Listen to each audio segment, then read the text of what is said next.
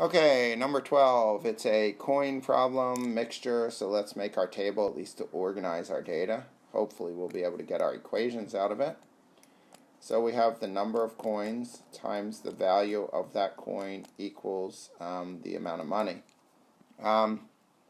So we have dimes, and we have quarters, and then we have the mix. Okay, so let's see. Sally has $21.40 total. $21.40 for a total of 100 coins. Total of 100 coins. So in this case, we know there's 100 coins. How many of each kind does Sally have? So we have D dimes and Q quarters.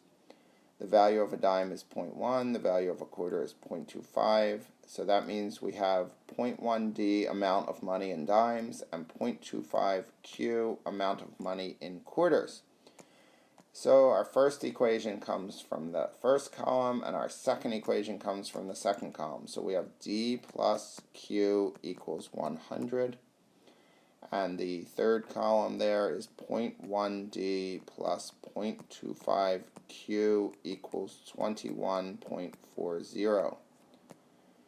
And for this question, they want to know how many of each coin, so it doesn't matter. So let's solve the first one for D. So we have D equals 100 minus Q, and we have 0.1 D plus 0.25 Q equals 21.40.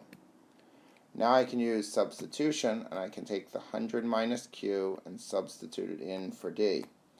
So we get 0.1 times D, which is 100 minus Q, plus 0.25 Q equals 21.40. We distribute 0.1 times 100 is 10, minus 0.1 Q, plus 0.25 Q equals 21.40. Okay, so we have like terms, right? Negative 0.1 and positive 0.25, right? So first I have 10, right? Which is negative 0.1 Q and positive 0.25 Q is plus 0.15 Q equals 21.40.